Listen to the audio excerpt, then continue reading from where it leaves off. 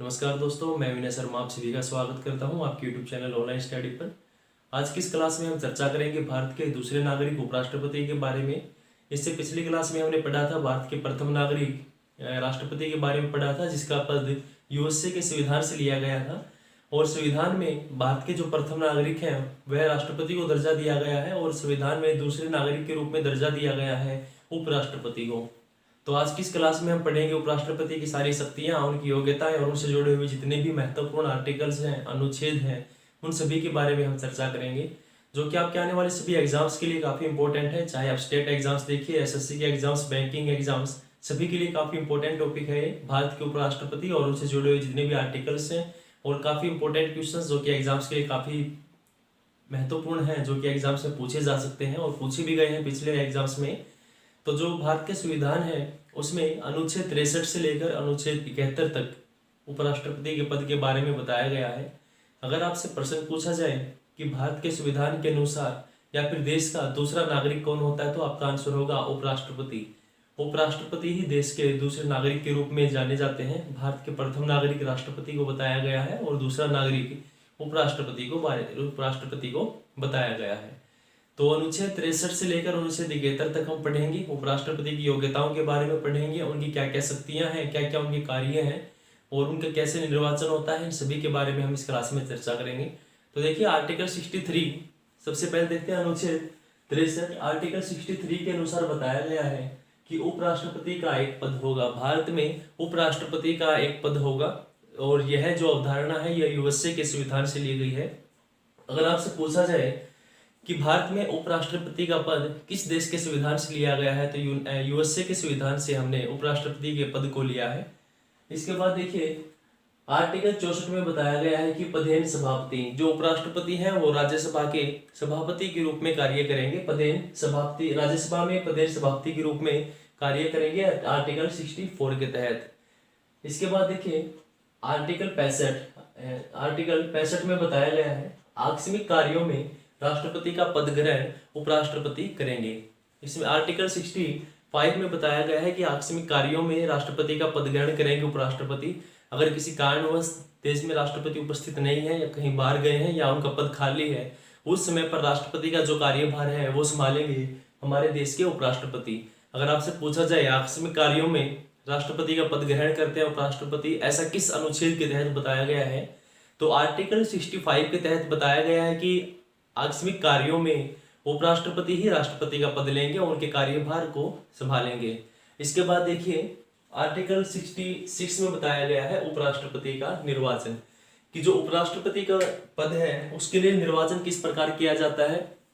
देखिए हमने पढ़ा था राष्ट्रपति के पद के बारे में, संक्रमणीय अप्रत्यक्ष मतदान पद्धति के द्वारा राष्ट्रपति का चुनाव किया जाता है। लेकिन उपराष्ट्रपति के चुनाव में देखिए सेम वही पद्धति है, सेम वही प्रोसेस है। राष्ट्रपति के जो निर्वाचन हुए थे सेम उसी तरह से उपराष्ट्रपति के भी निर्वाचन किया जाता है। लेकिन देखिए राष्ट्रपति के निर्वाचन मंडल में कौन कौन आता है, तो देखिए लोकसभा,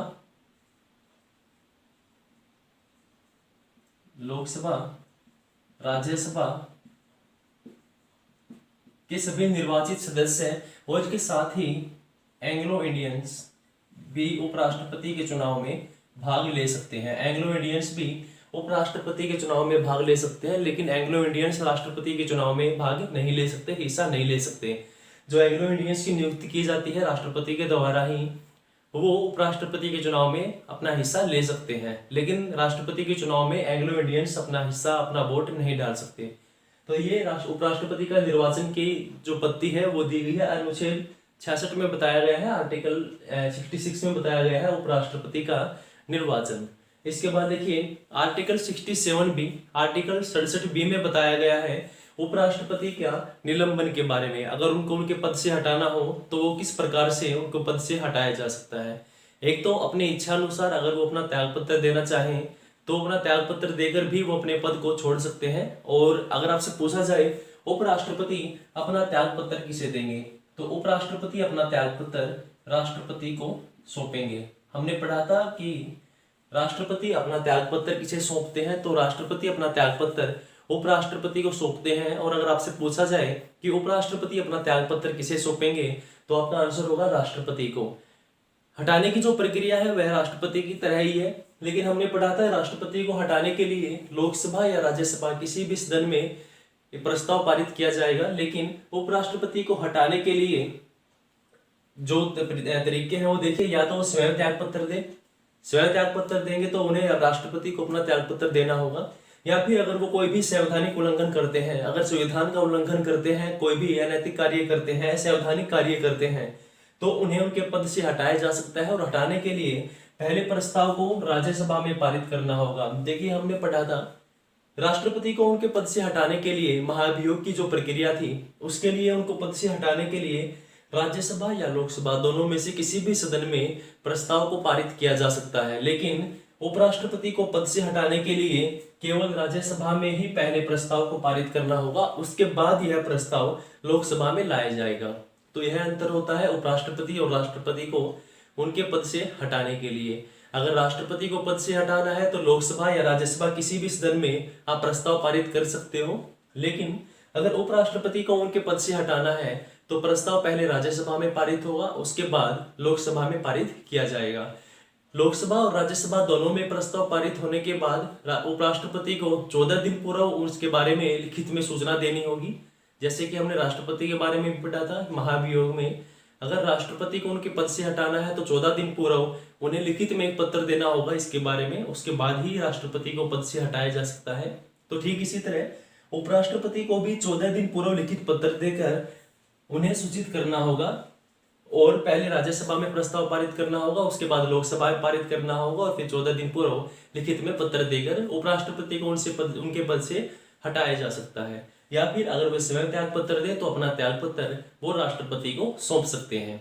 इसके बाद देखिए, अगर आपसे पूछा जाए उपराष्ट्रपति अपनी शपथ ग्रहण किसके सम्मुख करेंगे, तो राष्ट्रपति के सम्मुख ही उपराष्ट्रपति अपनी शपथ ग्रहण करते हैं। इसके बाद देखिए आगे देखते हैं, आर्टिकल 69 अनुच्छेद 69 में बताया गया है शपथ ग्रहण के बारे में। अनुच्छेद 69 में बताया गया है उपराष्ट्रपति की शपथ ग्रहण के बारे में। तो देखिए, उपराष्ट्रपति अपनी शपथ ग्रहण राष्ट्रपति के सम्मुख करेंगे। जैसे कि हमने पिछली क्लास में पढ़ा था, राष्ट्रपति अपनी शपथ किसके सम्मुख लेते हैं, तो राष्ट्रपति अपने सम्मुख लेते हैं सुप्रीम कोर्ट के मुख्य न्यायाधीश के समक्ष। अगर मुख्य न्यायाधीश किसी कारणवश उपस्थित नहीं है तो सुप्रीम कोर्ट के सबसे व्योवर जो व्यक्ति हैं, व्योवर जो जज है, न्यायाधीश है, उनके सम्मुख राष्ट्रपति अपने शपथ ग्रहण करेंगे। लेकिन उपराष्ट्रपति अपनी शपथ ग्रहण राष्ट्रपति के सम्मुख ही करेंगे। अगर आपसे पूछा जाए कि किस अनुच्छेद के तहत उपराष्ट्रपति अपने शपथ ग्रहण राष्ट्रपति के सम्मुख करेंगे, तो आर्टिकल 69 के तहत उपराष्ट्रपति अपनी शपथ ग्रहण राष्ट्रपति के सम्मुख करेंगे। इसके बाद देखिए आर्टिकल 71, आर्टिकल 71 में बताया गया है निर्वाचन कम लोगों की उपस्थिति में रद्द नहीं कराया जाएगा। हमने अभी पढ़ा था उपराष्ट्रपति के निर्वाचन के बारे में। तो जो उपराष्ट्रपति का निर्वाचन है, अगर उस समय संसद में कम लोग उपस्थित हैं तो इस परिस्थिति में यह निर्वाचन रद्द नहीं करवाया जाएगा। कम लोगों की उपस्थिति में भी उपराष्ट्रपति का निर्वाचन करवाया जाएगा। तो देखिए, ऐसा आर्टिकल 71 के तहत बताया गया है कि निर्वाचन कम लोगों की उपस्थिति में रद्द नहीं करवाया जाएगा। अगर आपसे पूछे उपराष्ट्रपति का निर्वाचन किसके द्वारा करवाया जाता है, तो चुनाव आयोग ही उपराष्ट्रपति का चुनाव करवाते हैं, निर्वाचन करवाते हैं। अगर आपसे पूछा जाए कि उपराष्ट्रपति का निर्वाचन कौन करवाता है, चुनाव कौन करवाता है, तो चुनाव आयोग ही उपराष्ट्रपति का निर्वाचन करवाते हैं। इसके बाद देखिए, उपराष्ट्रपति की शक्ति और कार्यों के बारे में पढ़ेंगे हमने अभी इंपोर्टेंट आर्टिकल्स थे जितने भी, उन सभी के बारे में पढ़ा। फिर से देख लीजिए, आर्टिकल 63 के तहत बताया गया है भारत में एक उपराष्ट्रपति का पद होगा, देश के दूसरे नागरिक के माने जाएंगे, और उपराष्ट्रपति का पद होगा, यह हमने यूएसए के संविधान से लिया है। अब जो उपराष्ट्रपति है वो राज्यसभा के सभापति के रूप में कार्य करेंगे। उपराष्ट्रपति के पद के लिए उन्हें कोई भी वेतन नहीं दिया जाता है, राज्यसभा के सभापति के रूप में ही उन्हें वेतन प्रदान किया जाता है।